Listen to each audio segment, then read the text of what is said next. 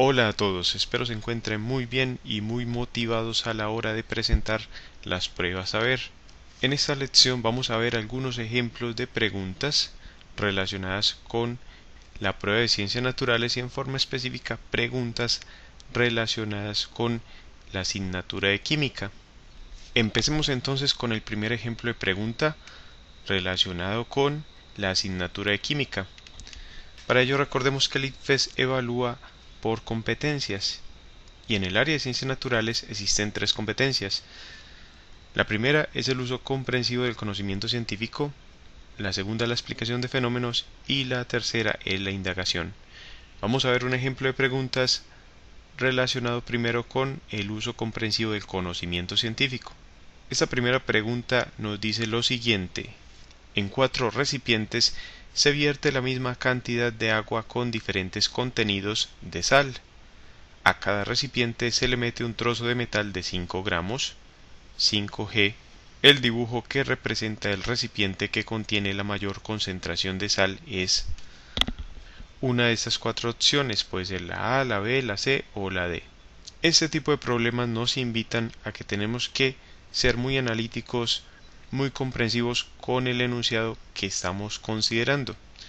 Es una respuesta fácil o sencilla dependiendo nuestro grado de aproximación al conocimiento científico. De forma general nos dicen que tenemos 4 vasos con agua o 4 recipientes con la misma cantidad de agua, pero ellos difieren en la concentración de sal. Entonces cada uno tiene una concentración de sal diferente. Resulta que a cada uno de esos vasos con una concentración diferente de sal vamos a colocar en cada uno de ellos un trozo de metal de 5 gramos. Entonces al recipiente A le colocamos un trozo de metal de 5 gramos, al B otro trozo de metal de 5 gramos, lo mismo al C y al D. Y nos preguntan cuál debe tener mayor concentración de sal. Entonces ahí nos vamos a un concepto o a una apreciación básica cuando tratamos el tema de soluciones con densidad, y es que los líquidos más densos tienden a ejercer una fuerza mayor de flotación sobre los objetos que se tratan de sumergir en ellos. Por tanto, el recipiente que debe tener la mayor concentración de sal debe corresponder a la opción B, porque contiene un metal que no puede descender. ¿Por qué? Por la alta concentración de sal, lo que hace que esa solución líquida sea mucho más densa. Ahora, podemos dar una explicación más sustentada. Ustedes, con este tipo de preguntas, deben analizar en primer lugar que los líquidos que presentan una mayor densidad ejercen una mayor fuerza de flotación sobre los objetos que están total o parcialmente sumergidos en ellos. Y en segundo lugar, a mayor concentración de sal en el agua, mayor densidad del líquido. Por eso la respuesta a esta pregunta es la opción B.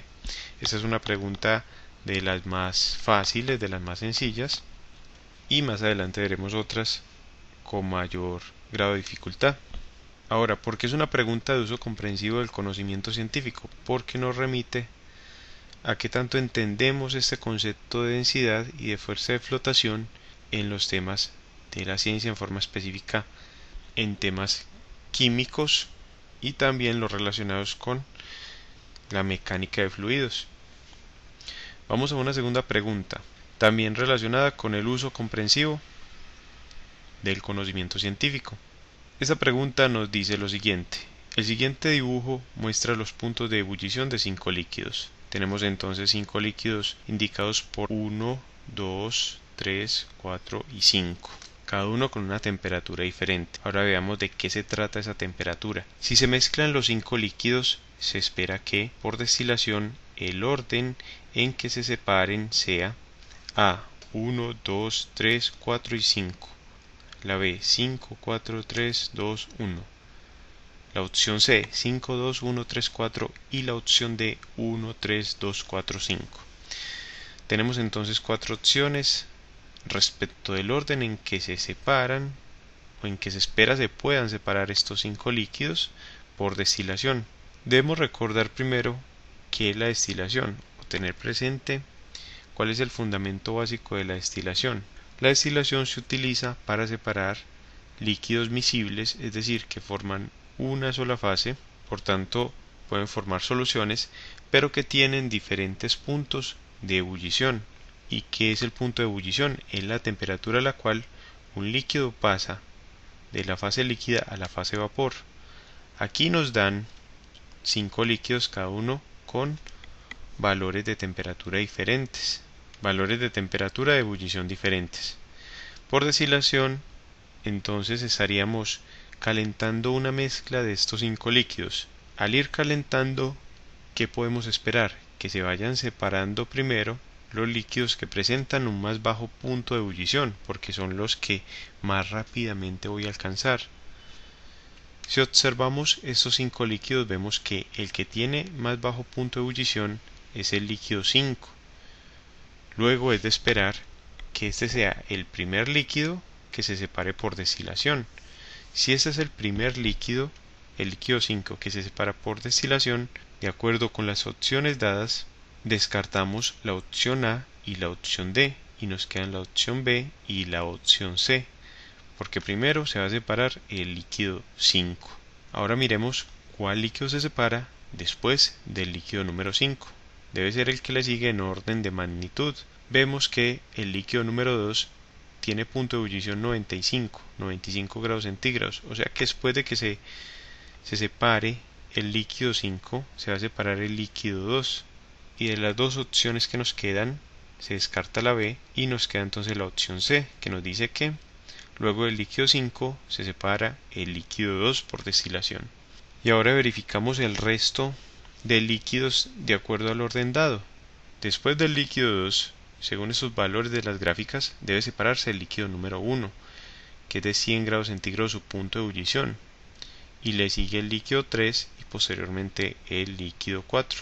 O sea que es coherente el orden dado por la opción C para la separación de estos 5 líquidos por destilación, y esa es entonces la respuesta de esta pregunta. De una forma más argumentada, podemos decir que para dar respuesta a esta pregunta se debe entender el concepto de destilación para identificar el orden en que se separa una mezcla de 5 sustancias líquidas por medio de este método de separación. En el proceso de destilación, las sustancias con menor punto de ebullición son las que se separan primero, tal como lo hemos indicado. El ordenamiento de los puntos de ebullición de menor a mayor corresponde a la opción C. Vamos entonces a la siguiente pregunta. Pregunta número 3. Esta corresponde a la competencia de explicación de fenómenos en el área de ciencias naturales. Vamos a ver qué nos dice esta pregunta. El NO2 o dióxido de nitrógeno presenta un punto de ebullición de 21,2 grados centígrados y un punto de fusión de menos 11,2 grados centígrados. Los siguientes dibujos ilustran las moléculas de dióxido de nitrógeno en estado líquido, sólido y gaseoso respectivamente. Dibujo 1. Estado líquido. Las partículas se encuentran juntas pero en desorden. Dibujo 2. Estado sólido. Las partículas se encuentran juntas y en orden, están ordenadas. Dibujo 3. Estado gaseoso. Las partículas se encuentran separadas y en desorden, o sea que presentan un movimiento aleatorio. Vamos a ver cuál es la pregunta de este problema. Vamos a ver qué es lo que nos piden de esta pregunta. Y dice, a menos 20 grados centígrados se espera que la mayoría de las moléculas de dióxido de nitrógeno se distribuyan como lo muestra el dibujo A. 3 porque han pasado a estado gaseoso. B. 3 porque están más cerca unas de otras. C. 2 porque han pasado a estado sólido. Y D. 2 porque se han separado unas de otras. Miremos que nos dicen que la temperatura de menos 20 grados centígrados va a ser la temperatura a la cual se encuentran estas partículas. Si la temperatura de ebullición es de 21,2 y la de fusión es de menos 11,2 grados centígrados, quiere decir que esta temperatura de menos 20 corresponde a un estado sólido, porque cuando los números son negativos, el que tiene mayor magnitud es menor que el que tiene menor magnitud. Es decir, menos 11,2 es mayor que menos 20. ¿Eso qué implica? Que a esta temperatura de menos 20 ni siquiera se ha alcanzado el punto de fusión.